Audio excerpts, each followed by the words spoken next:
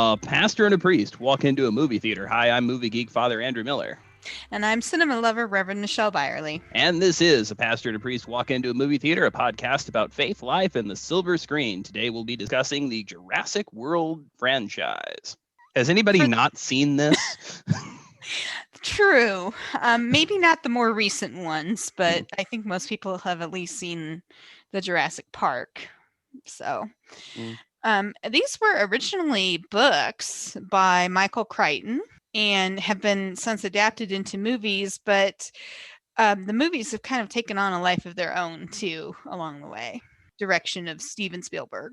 It's a different canon than the books. So, for instance, Henry Wu, I believe, dies in the first book and yet becomes a villain in the later movies. But we're going to be doing something a little different today, in that we're going to be, instead of a single movie, we're going to be doing an entire franchise. And our theory of the case is that there are certain franchises that if you buy into the premise that all of the franchise is canon, you really have to do it all in order to do it justice. And so we're going to experiment with this on this episode, and we're going to do the whole of Jurassic Park as opposed to just one movie. All right. So I think I would like to start. I was the one who picked this set of movies. And for me, I want to start actually towards the end. For me, one of the most striking scenes was when we find out that the girl is a clone of the daughter, and she basically says, they need to be released because I'm alive. And so for me, that opens up a really interesting, to me, Jurassic Park and the whole series is a real plethora of ethical discussion. Yes. And so that's kind of, and to me, theology and ethics are very much twins of the same vine. Your theology drives your ethics, and your ethics helps you to understand. It's how your theology comes into practice. That's what sticks out for me. What did you think about that? Well, I thought that it demonstrates that the dichotomy between compassion and meanness is not simple. We often try to set up an ethical paradigm along the dichotomy of being compassionate and therefore good, and mean or non-compassionate, judgmental, whatever, and therefore bad, self-centered perhaps. And what's interesting is that I take it that she acted, what was the character's name again? Macy. Yeah, and she was the granddaughter / a clone of the daughter of the main dude, John Hammond's partner in crime. Yeah, I think that it demonstrates that ethics is a lot more complicated than we would like it to be.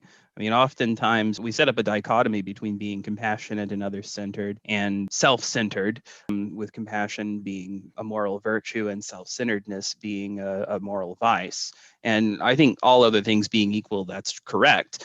And it's certainly a very Christian story. On the other hand, it is acting compassionate that causes a tremendous amount of pain and suffering. For instance, I imagine that Macy acted out of a deep sense of compassion for the dinosaurs, who were like her in that she too was a clone. On the other hand, by releasing them into the world and not letting them die, she also caused a tremendous amount of death and suffering among human beings. Now, I'm not going to judge her action as wrong. In fact, I actually think you can make a very strong case that it was right.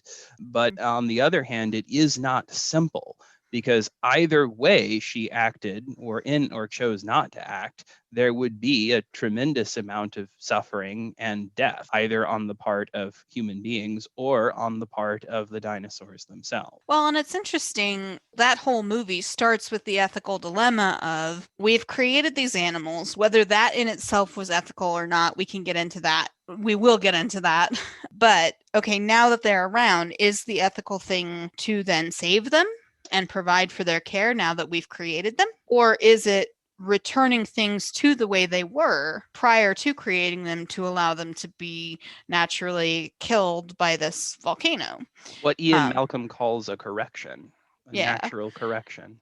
Yeah, and Dr. Malcolm is a really interesting character to me. I think he's the most interesting character of the entire franchise. He's Yeah. absolutely my favorite character of the entire franchise, and it is in his person. Full disclosure: I've never read the books, mea culpa, Mm. but I haven't. It is in his person, at least in the films, that Michael Crichton's interest in chaos theory is expressed, because Mm-hmm. the books were originally written to discuss chaos theory. You know, what is Mm-hmm. chaos theory? Well, chaos theory, which Malcolm talks about openly, is a study, a mathematical and philosophical study of seeming randomness in complex systems. Right now, actually, what chaos theoreticians would argue is that it isn't the case that certain unexpected events are random, so much as it is not possible for human beings to understand the determinism that underwrites everything that happens in a complex system. The implication of that is that it is impossible to control a complex system. And that's what underwrites Malcolm's argument. All of the scientists in the original film, I think, come down, with the exception of Henry Wu, come down on the side of it was wrong to create these creatures. But Malcolm argues it the most vociferously, and he argues it out of a sense of condemning human arrogance and human hubris, which Mm-hmm. there's a And lot of even later on, the Grant. paleobotanist. Oh, Dr. Sattler. Yeah, she kind of says that in the when at the end of towards the end of the first movie, when they're at the dining hall and they're eating ice cream, and she says, you never had control in the first place. Yes. That's the illusion. Yes. And so she kind of comes around to what Dr. Malcolm was trying to say. Well, absolutely. And that ends up being the story of Jurassic Park as such. And the applications there to human life in general are profound. I mean, how many times do human beings try to control complex systems? My first thought, because of course it would, because I'm a nucleomidophobe, goes to the idea of trying to control nuclear deterrence from our episode on the day after. The notion that we could control it, that we could be able to predict. Auguste Comte, there was a French philosopher by the name of Auguste Comte who coined a term called positivism. There's a lot going on with that term, but he had a dictum that said, we seek to know in order to predict, and to predict in order to control. And for him, that was the nature of science. And he was writing around the time of the French Revolution. He was writing around the time of the culmination of the Enlightenment project from the 17th century, really up until the early 19th century, before the Enlightenment project really gives way to what we would now call early postmodernism, proto-existentialism and romanticism and that sort of thing, which is a profound doubt of the Enlightenment project and the ability of human beings to control, to really use science to create a just society. But Auguste Comte really gives voice to this sense that the purpose of science is practical. So we seek to know in order that we may predict complex patterns, so that we can control them, so that we can create a just society, so that we can create technologies and create happiness. And to me, what chaos theory does is it throws a wrench in that faith. And it is a faith in much the same way as existentialism and postmodern philosophy in general does the same thing. And I think rightly so. I have so many directions I want to go with this because there is so much to talk about. It strikes me two things. I'll start with the easier. All of the failures of every one of the Jurassic Park movies It's is very not repetitive. it's not the system itself, it is the people. Every failure is a human failure. In other words, in the first movie, it's Dennis Nedry who wants more money, who tries to pay. In the second one, it's the company that's trying to recover some of their assets for money. In the third one, there's deception, and one of the main plot points is one of the assistants steals eggs, and that creates an issue where the raptors are coming after them in the Jurassic World, and they try to create a mega dinosaurus, for lack of a better term. And in the final one, it's again about collecting so they can auction off. And then the technology itself, that's the real can of worms. If we could actually do, which science has not gotten to the point where we can actually do what they do in the movies. We're getting close, but we haven't gotten there yet. They haven't been able to take the DNA mosquito, fill in the gaps, and create a living dinosaur. And it's kind of funny. These movies are an exploration of why that's a bad idea. Well, And to me, it's like, I think we need to have a very strong conversation about things like institutional review boards, ethics oversight, because Well, as Malcolm said, the your scientists were so caught up in what they could do, they didn't stop to think that whether or not whether they they should do it. should. Yeah. And so that leads into the other question, and this is the ethics of who determines whether someone should do something or not. What are the resources? And that's the whole ethics of how do we base that decision as a Wesleyan. I'm going to pull out my favorite quadrilateral.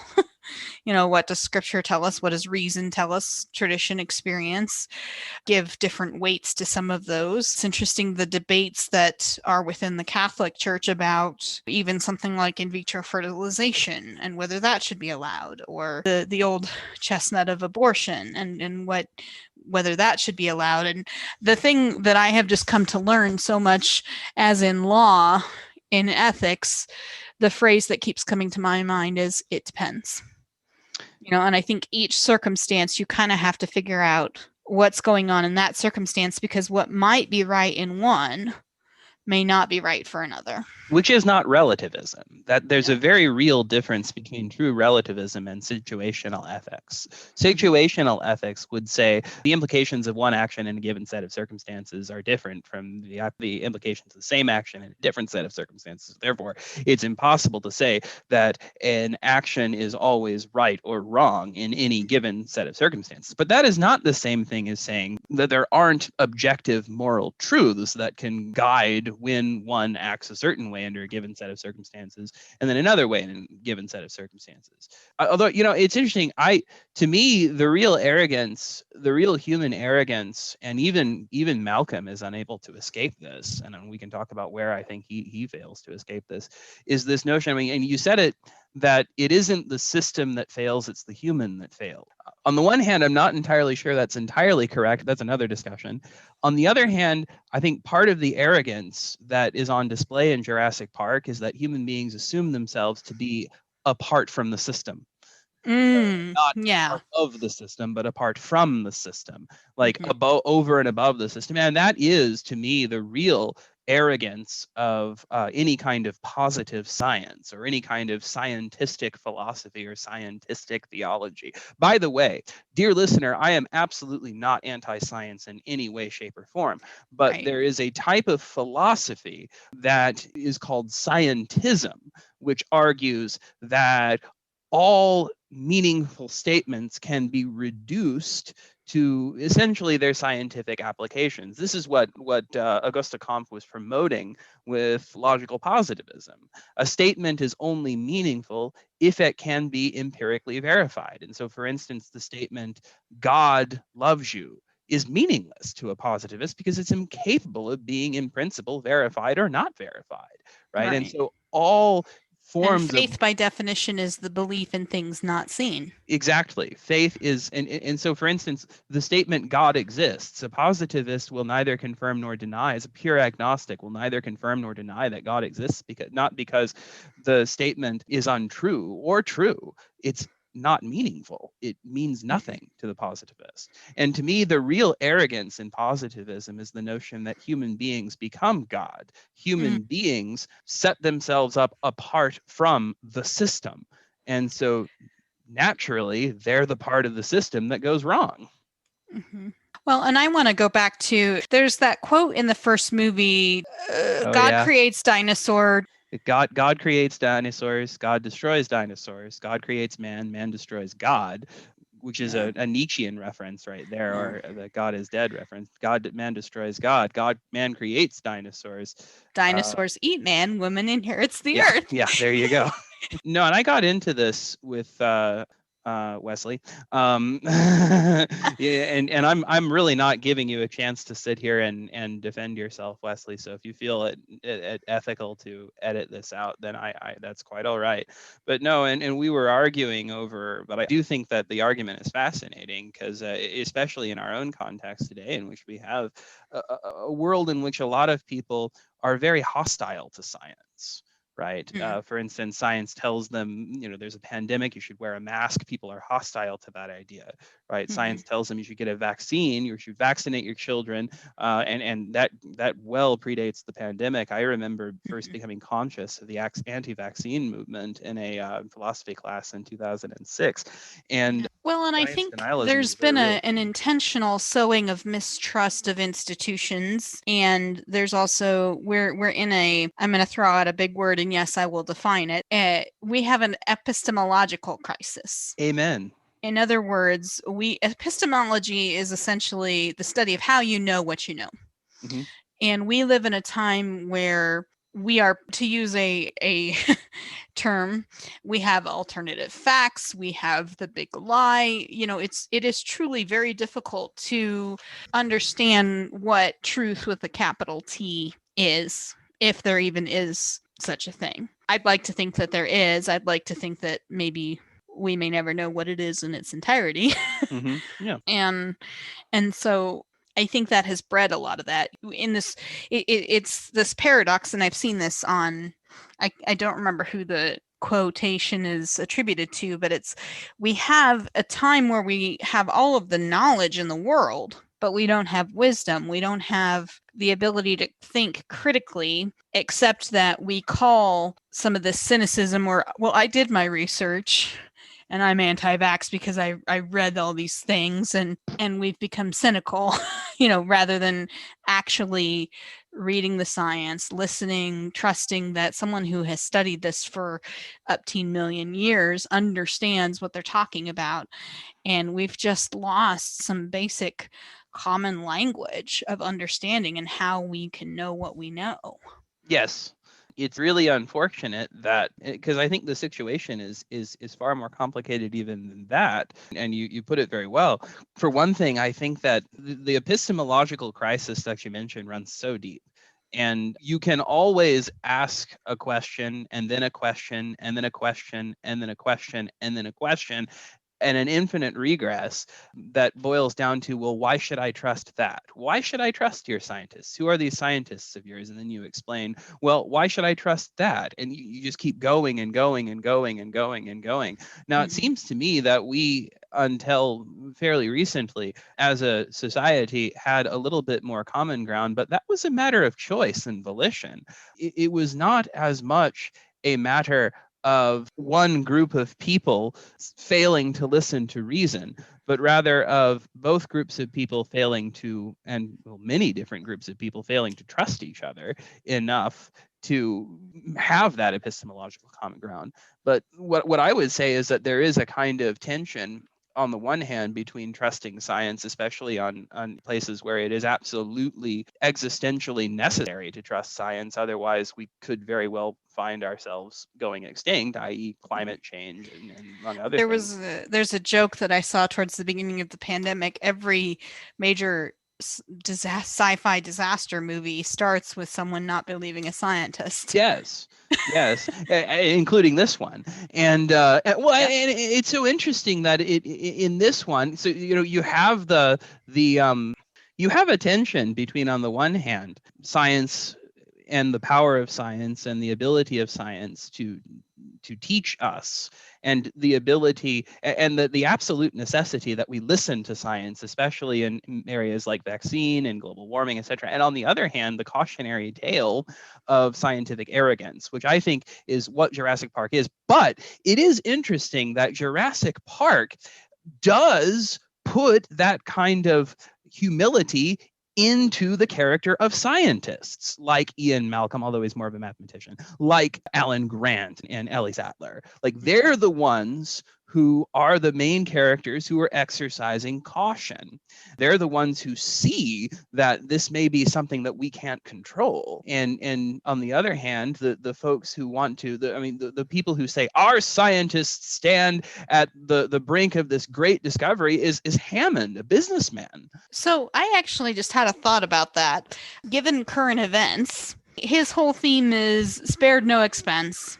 Mm-hmm. And it almost feels like this is kind of his, for lack of a better word, a vanity project. Mm-hmm. And so recently we have had at least two, and maybe upcoming a third billionaire who is going to be launching into space. And there's been a lot of discussion around ethically, is it really worth the science of being able to go into space and all of that? Or is it just they're spending money that could be used to help people? I may be taking us in another direction entirely here, but it just was a thought that occurred to me of at what point does where we put our resources play into it? I'm not articulating that very well, but Well, John Hammond and the characters of John Hammond and Benjamin Lockwood from Fallen Kingdom, I think are very similar in many ways to people like Elon Musk, people like Jeff Bezos, people who, and what really gets me about John Hammond, and this is actually a difference between the John Hammond of the book and the John Hammond of the movie. Now, I haven't read the book, but I've about enough to comment. So John Hammond of the book is nakedly capitalistic. He doesn't have a selfless bone in his body. Whereas John Hammond of the movie believes very, very deeply in what he's doing. And he believes very strongly that he's giving something to the world. And that this is his legacy. And I think you see that a lot in Lockwood's character, that this is his legacy, his bringing back the dinosaurs, is a gift to future generations.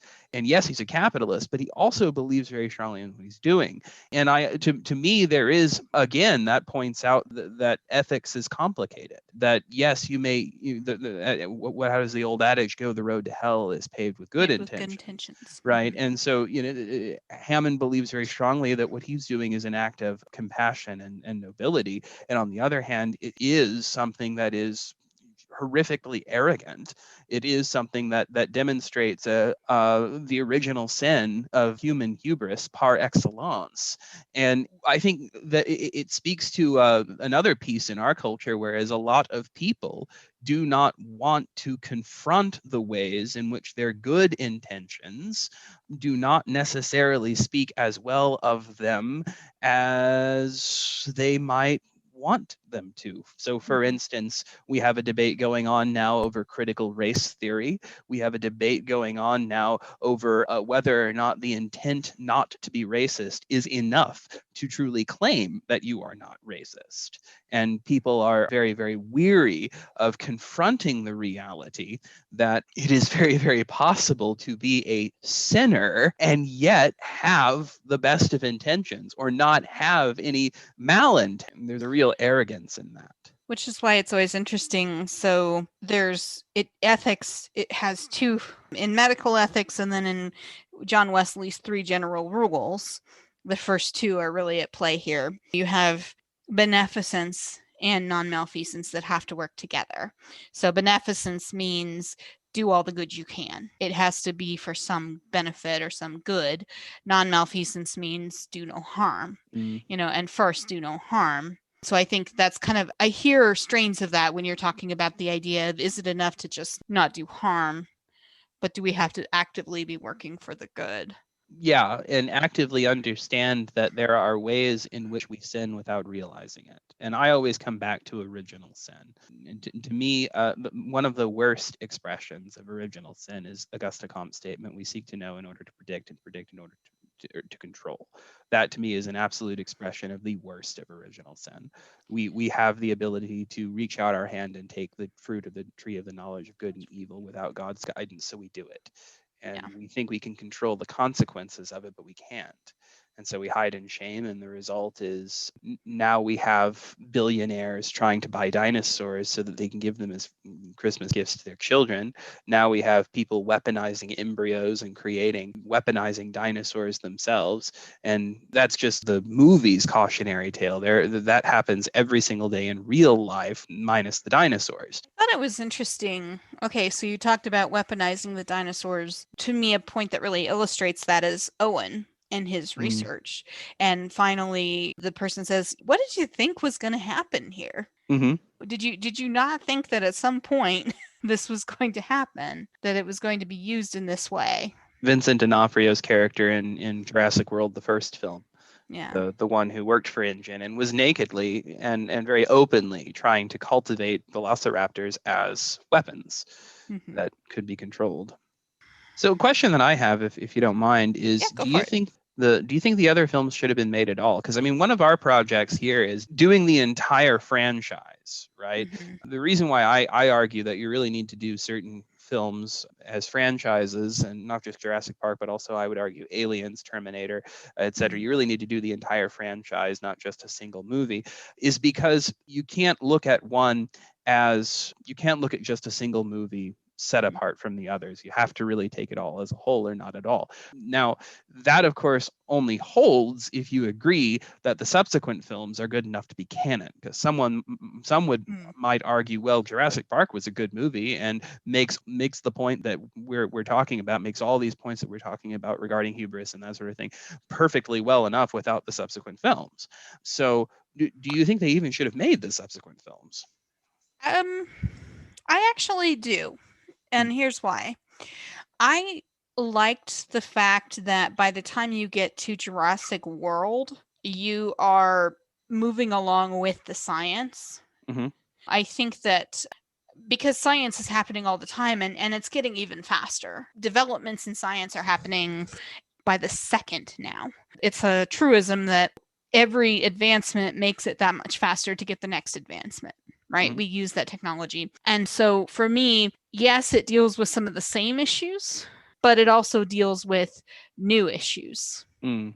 that are coming up along the way. And I think that it really took it from the very early stages of development of getting from a mosquito and all of that to in the end then they're getting into things like cloning and genetic design, Mm-hmm. and to some extent they were already kind of doing that, but it builds on itself.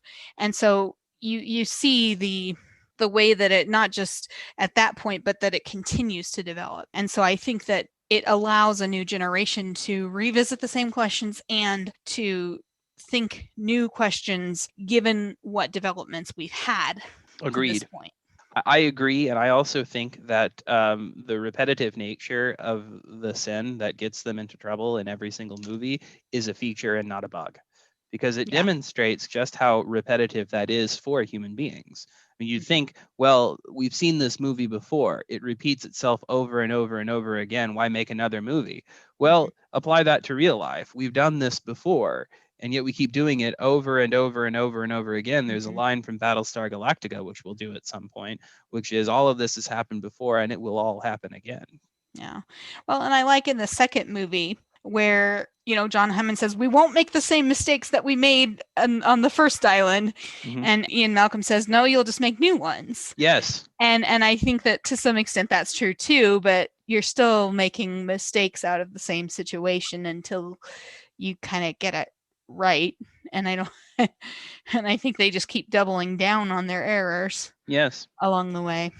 Yes. They learn in Malcolm's speech in the last film. Well, his two speeches, one before Congress, one at the beginning, the other at the end, is how many times do you have to see the evidence before you learn? Mhm. Right? You can't control this.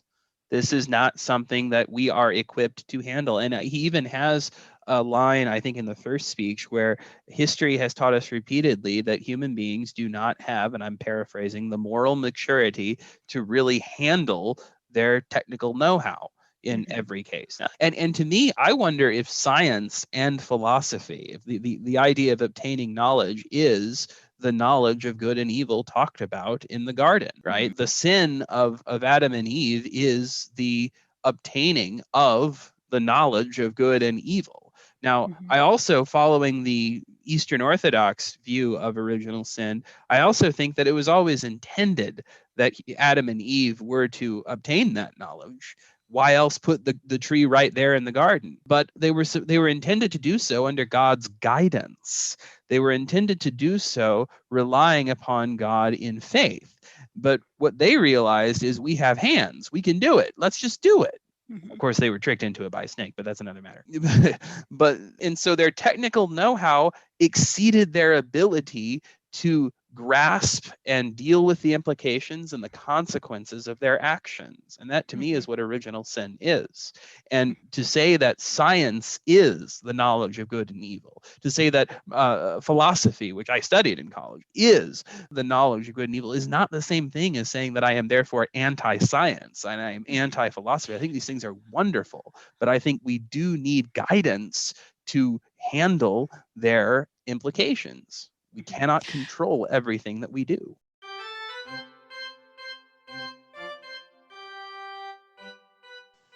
Hello, dear listeners. Thank you for joining us today. I'm breaking in for our traditional mid-episode announcements to talk about a few things. First, of course, is the plethora of other podcasts from New Faith, New Media. We have Faith in What Resonates from NFNM board member and composer Gail Gallagher, where she talks with guests about the intersection of faith and music. Then Faith in the Dice, where I and guest panelists talk about faith and gaming. And finally, Breaking Fast with Saint Sparklebear, where the eponymous Saint Sparklebear talks about food, hospitality, faith, and art with their guests. Second, if you're interested in getting more involved in the discussion, please join us on our Facebook group at facebook.com/groups/NFNM group, on Twitter at NewFaithNewMead1, or on Instagram at NFNM Network. If you really like what we do, please consider supporting us on Patreon at patreon.com/NFNM, where you can become a patron at the $2, $5, or $10 a month levels and gain access to various bonus content, such as our monthly comedy roundtable discussion, Blessed Lunatics. Third, we want to talk about New Faith, New Media's next step in our organization's evolution. We have already grown faster than we expected, using the established tools for community available on various social media platforms. And we feel that now the time is right to create our own home on our own website. We will, of course, keep using various social media. As well, we just want our own home to be our home base. To do this, we are in the process of creating an Indiegogo campaign to fund building a website where we will have, among other features, moderated forums where people can have safe and productive conversations, protected by the anonymity and accountability of usernames. Please stay tuned here and on our other podcasts, on your preferred social media, and if you're really interested, send us an email at newfaithnewmedia@gmail.com. Thanks for listening, and now back to the show.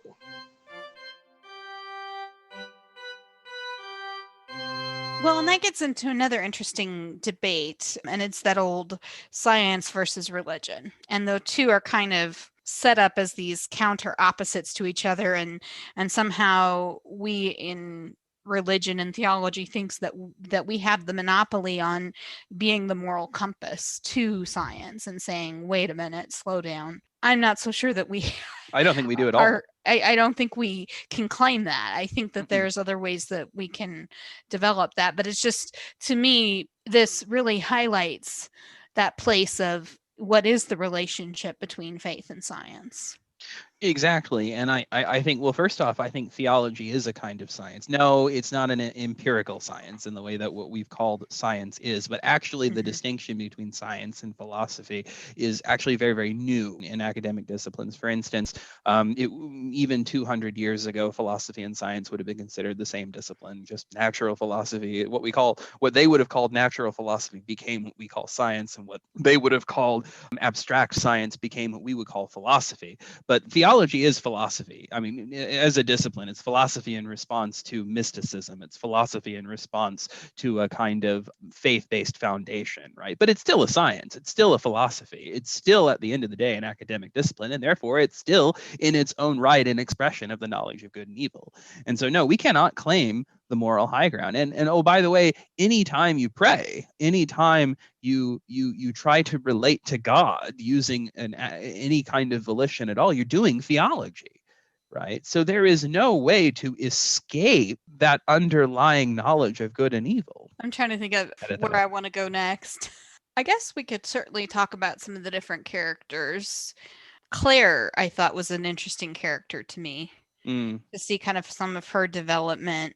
You know, she starts as she kind of has the responsibility for everything, but she very much runs it as a corporate executive. She sees it in the facts, figures, numbers. And then eventually she understands that these are that human, but they're not living beings. Mm-hmm. So in the Fallen Kingdom, she's very much advocating for their protection and treatment. Yeah, she goes from being corporate executive to left-wing activist in the space of a movie. And I thought that was a fascinating development. I also thought it might have gone a little undeveloped in the first film. You sort of get, maybe not. No, she doesn't really. By the end of the first film, the transformation that takes place in the first film is from her being a corporate executive into being a family woman, basically, right? But not into an activist per se. I mean, there's nothing that I caught in her observations, and of course, I've only seen the latter two films once, where I've seen Jurassic Park many times. There's nothing in her observations of the dinosaurs that, to me, spoke of, well, now I have this deep sense and abiding sense of compassion for them. Yeah, I thought that it was quite a bit of a jump between one movie and the next. On the other hand, well, people make jumps like that all the time. I mean, it's not without the realm of believability. And then there's, in the third movie, when Dr. Grant says there's no amount of money that can get me back on that island, and yet eventually he's able to be bought onto that island. Yes. Yeah, Dr. Grant is a fascinating character. Not quite as fascinating to my mind as Malcolm, because he has more of a everyman quality than Malcolm does. I think he's more of a lawful good character, if I can pull that. On the other hand, as you said, he can be bought, right? And he yells at his grad student, who steals the egg for money so that they could fund his research. And yet, why did he end up going to the island in the first place? Yeah. Because for money to fill. So at the end of the day, Grant makes the exact same mistake that everyone else is making. Well, if we stay in the plane, it'll be different this time. Well, we're not going to stay in the plane. Oh, okay. Well, it'll be different. No, it's not. Yeah. Is the collective thing an indictment of capitalism? I think it is, at least in part. Yeah. I really do. But it also, I think, could suffice as an indictment of socialism as well. I think. In what sense? Okay, so, oh dear listener, I'm going to go ahead and self-disclose something that I'm a socialist. I'm a member of a socialist party. So this is some self-criticism. Marxism is as much, or Karl Marx, a philosopher whom I, in spite of being a Christian, have a lot of admiration for. Karl Marx is as much an expression of that kind of Enlightenment hubris in many ways as Auguste Comte. Right. So, and the idea behind Marxism is that we can understand economic laws, particularly the laws of class conflict between the bourgeoisie and the proletariat. We can control them.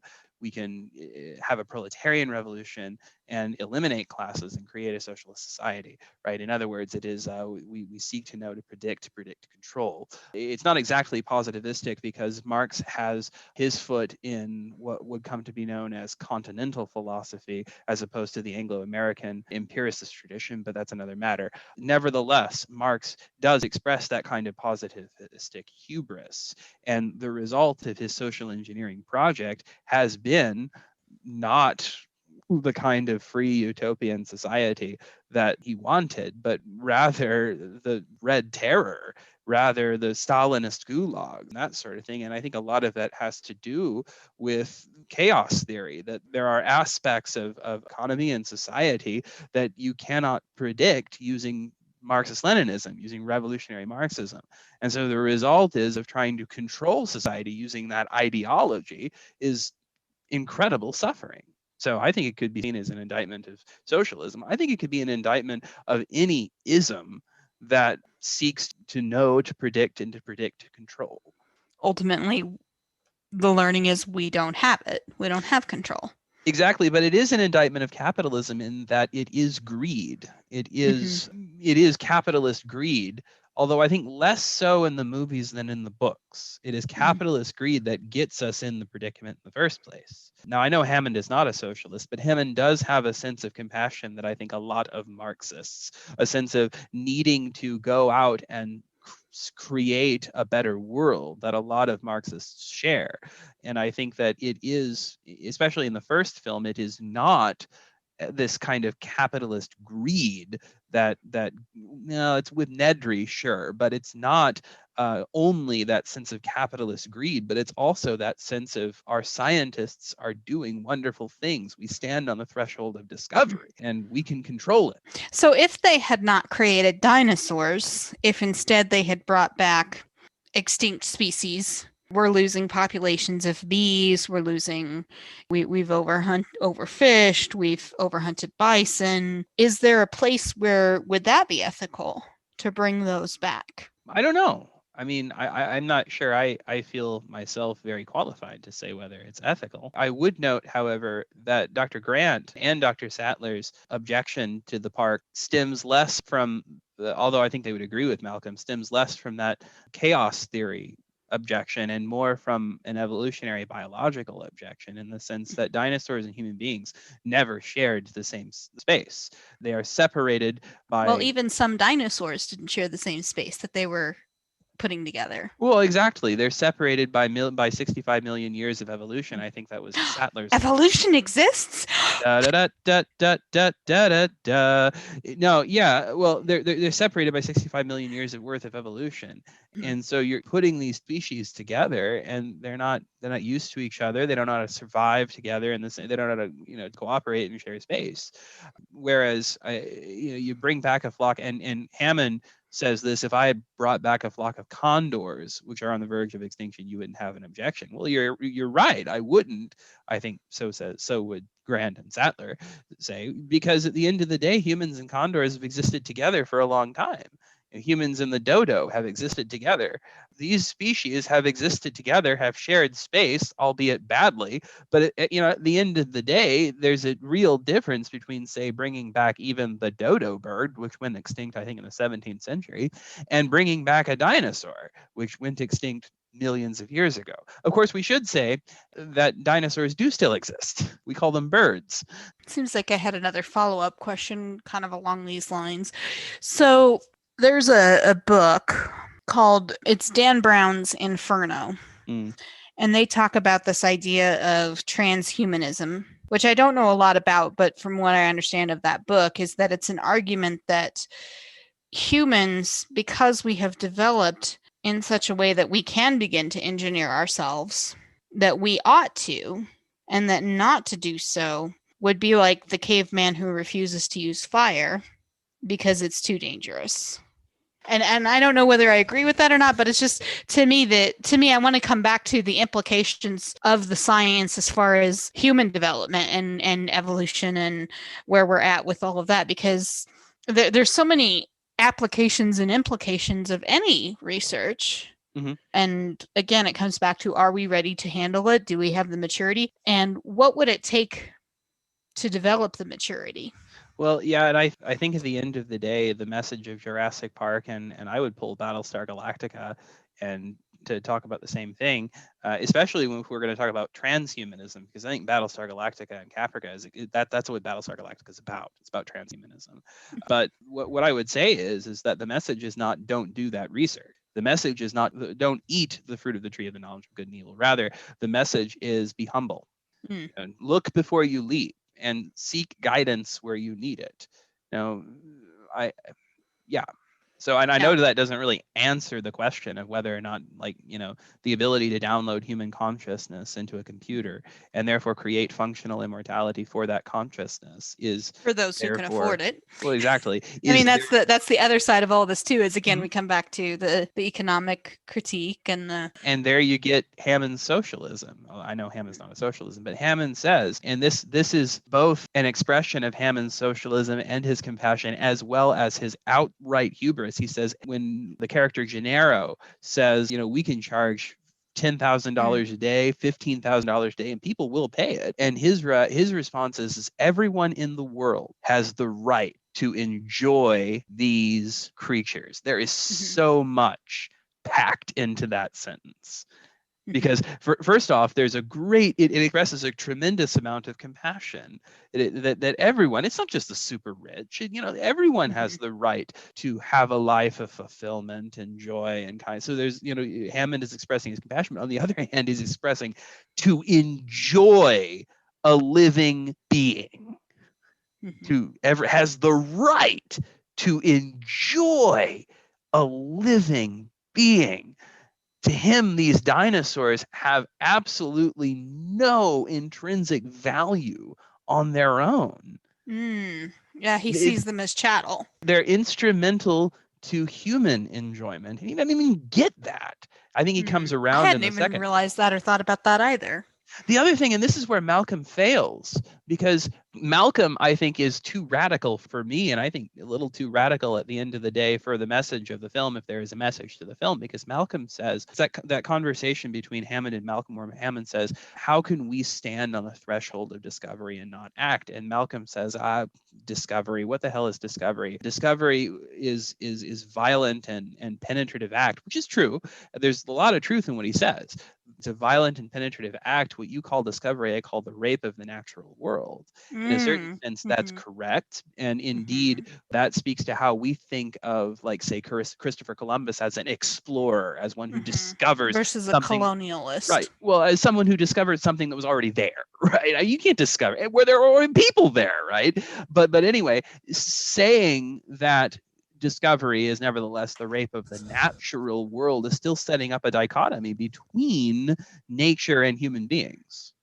Even Malcolm doesn't get beyond this sense of human beings as part of the system. Yeah, and I think that's kind of where it ends up in the Fallen Kingdom is, well, it's this, okay, now they are released into the world and the world has to deal with what that means, and that genie can't be back in the bottle. Well, the other thing is Malcolm, even in that 2 speeches that he gives before Congress in the Fallen Kingdom, he still doesn't get it, because he still says, when he describes the volcano as a natural correction, as if human beings aren't part of nature, and therefore the return of the dinosaurs isn't, in a sense, natural. So another thought I had, which is kind of another parallel here, I think in the first movie, but even more in a couple of the later ones, there's this real tension of, now that we have this Jurassic world, does the role of the archaeologist, paleontologist become extinct? No. And what does that mean for them? It makes me think about, as we get into automation and technology advances, then jobs change, things adapt, and how do we deal with that? So what did you make of that conversation? Well, in the case of paleontology, I would say the answer is most definitely no. And I think Henry Wu answers that question in Jurassic World. Because we call these things dinosaurs, but they are not dinosaurs. And this speaks to actually some real science. For instance, the real dinosaurs had feathers and were more like birds. And of course, Grant says they were more like birds than they were reptiles, right? And then in Jurassic World, there's a scene in which Henry Wu admits that, these are not dinosaurs as they existed 65 million years ago. We used frog DNA and to fill in gaps in the codes. These are different creatures. They are similar to them, but they are different creatures. Now, and then there's a line in Jurassic Park 3 where Alan Grant is giving a presentation at the beginning of the movie, and he's asked about, well, why aren't you going back to Isla Sorna to study the dinosaurs that are actually there? And he says, no, real study of dinosaurs is found in the past. And in a sense, I think he's right. because what the creatures that exist on Isla Sorna and Isla Nublar are not dinosaurs as they existed 65 million years ago. But if you want to talk more about the more ethical dilemma of the changes in how human beings do labor as a result of scientific progress, right? The automation, meaning that factory workers are becoming more and more obsolete. Well, that's interesting because it also speaks to, and this is not really, I mean, I don't think Jurassic Park really comments on this very much, but it speaks to a sense in which we see labor as essential to value. In other words, in order to create value, there must be human labor. Even machines, if we want to pull Marx, can't, in the truest sense, create value. And human beings only have value insofar as they can labor. And so we create a society that is based on labor rather than a society that is based on Sabbath, rather than a society that is based on leisure.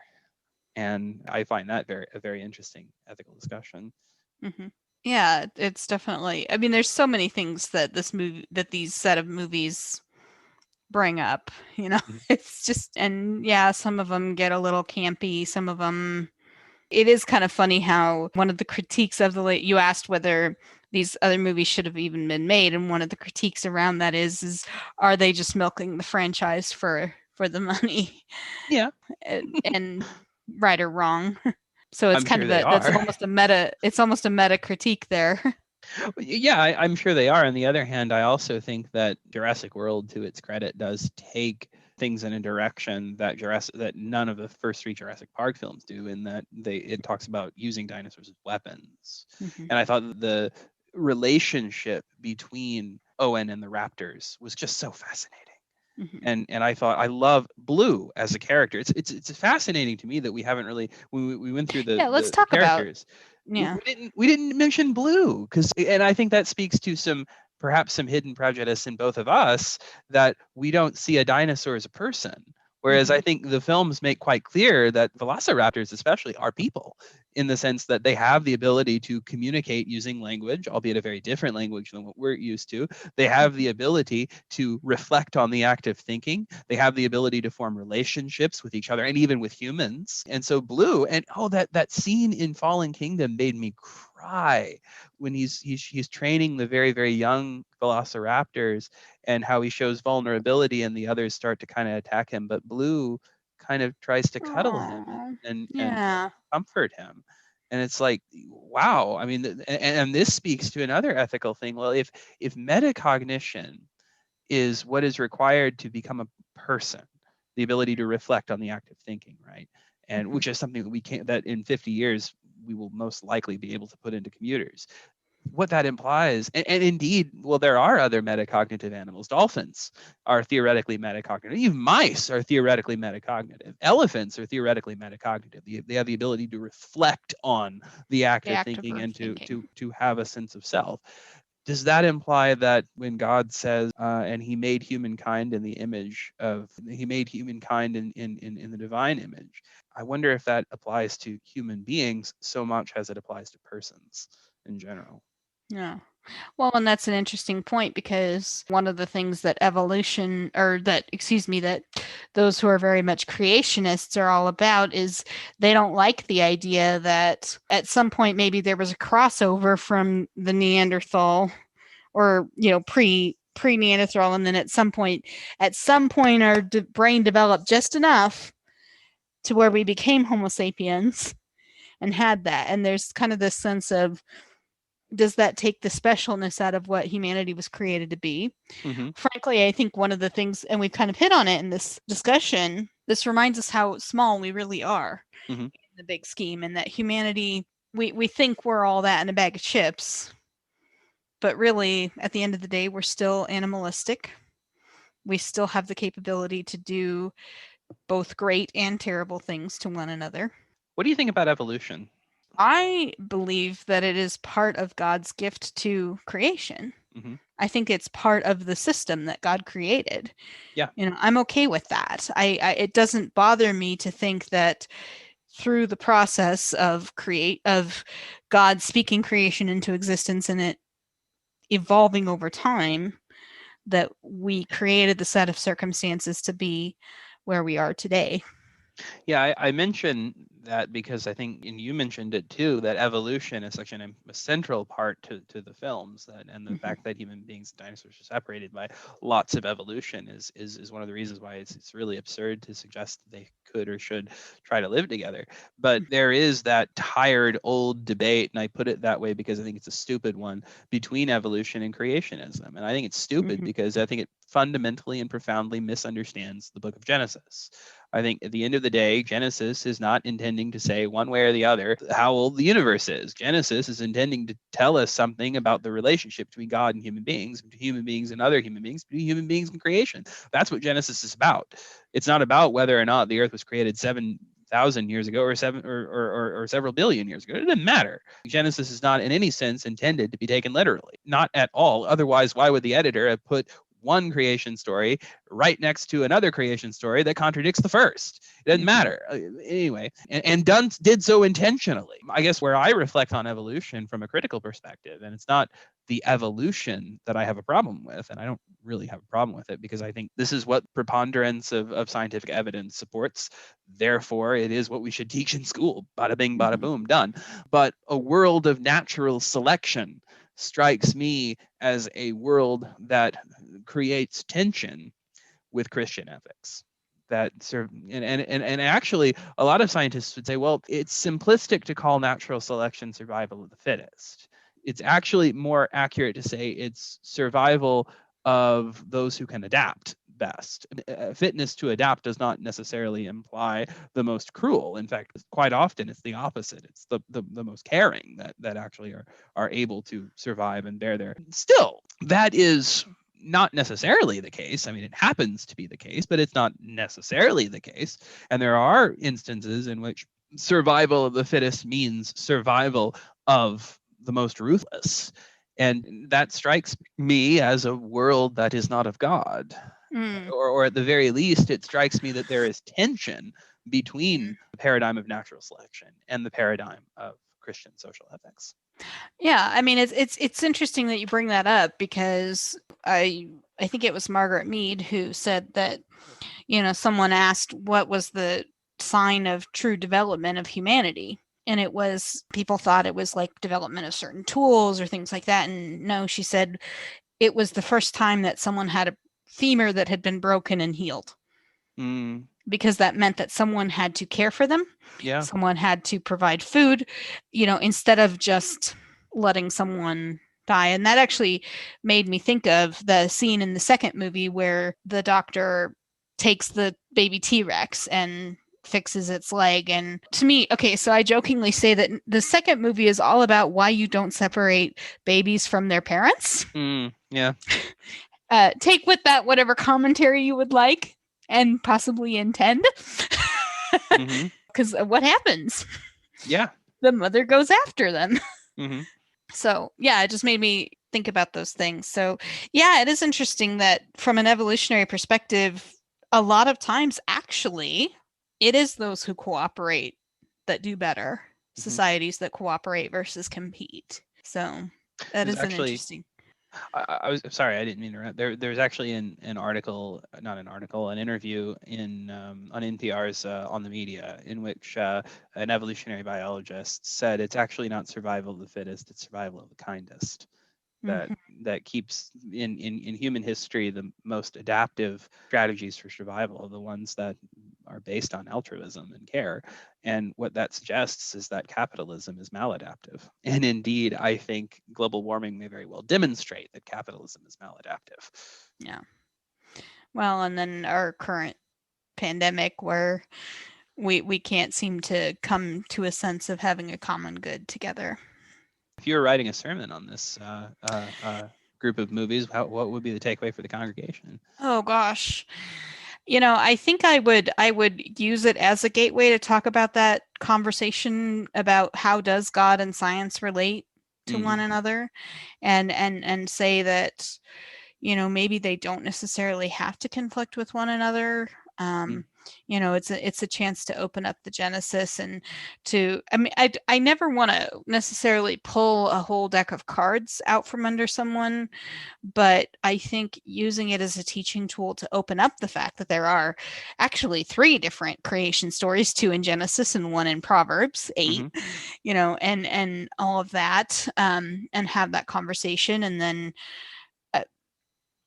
ask ourselves, what does it mean in our modern world to essentially have lived now with eating that fruit of the knowledge of good and evil? Do we and talk about that this is a be wise, like you said, be careful about how we use the technologies that we have.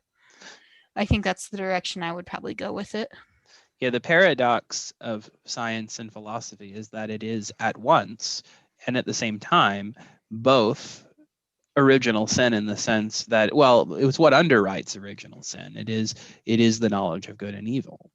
And yet on the other hand, it's also the imago Dei, the ability to know and understand and create on the basis of that understanding, and within limits control that understanding, is in a sense godlike. And well, of course, that was the whole point of Genesis 3, right? That to seeking out godlike, seeking out an imago Dei that was already given. But hang on a second, I was going to say something else. Sorry, Michelle. Sorry, Wesley. No, you're good. Give me a second. Oh yeah. So on the one hand, that which is most wonderful in human beings, the imago Dei, the image of God, is also that which is a kind of Achilles heel in Christian mythology, and and yet in the same time, the reverse is also true, in that it is in Christ that sin and salvation are brought together in a paradoxical sense. That it is the very act of killing God that leads, in a sense, to salvation. That it is sin is turned on its head and made a source of hope. And that's why we wear a cross. The symbol of imperial torture is a symbol of sin in the worst sense, is a symbol of hope. And that's the irony, the joyful, blessed, hilarious gallows humor irony at the heart of the Christian faith. And so, to me, all things are one. Yeah. Okay, so what movie are we talking about next? So next we're going to do the 1994 film Pulp Fiction, and I'm going to go ahead and call it right now. If there are folks among our listeners who do not like violent films, who do not like films that are very harsh in a lot of ways, don't watch Pulp Fiction. If you need to skip the next episode, I totally understand. Although I would say that I think it's important for us to read and critique and comment on, from a logical perspective, movies that are like Pulp Fiction. I also think Pulp Fiction is a great movie in spite of its violence. But Pulp Fiction is a 1994 neo-noir film. And it's really difficult to say what it's about, because it doesn't really, like The Fountain, time doesn't really flow linearly in a linear fashion. In Pulp Fiction, it jumps from one thing to the next. And have you ever seen Pulp Fiction, Michelle? Bits and pieces. I know enough to know that it's not a straightforward narrative. Right. No, it's an absolutely fascinating film, and I think the religious themes of the film, although it's very dark, the religious themes of the film are very, very interesting. So. All right. Well, thank you so much for joining us on A Pastor and a Priest Walk into a Movie Theater. We were edited, and definitions and scripture readings were provided by Wesley Morrison Sloat, and our music was composed and recorded by Gail Gallagher. A Pastor and a Priest Walk into a Movie Theater is a production of New Faith, New Media. If you like what you've heard here, please check out NFNM's other podcast, Faith in What Resonates, hosted by Gail Gallagher, and keep looking for new podcasts as we add them in our upcoming season. Please like and subscribe to our channel as patrons of Patreon and on Facebook. We are really in a place of building community right now, and so any way that you can contribute and be a part of that, we are so grateful for. Our next goal is to build a website where we can host our content and have some things like that. And so if you're able to support us in any way, we would really appreciate your help with that. And it makes a huge difference to the work that we do. And with that, we'll see you at the movies. All right.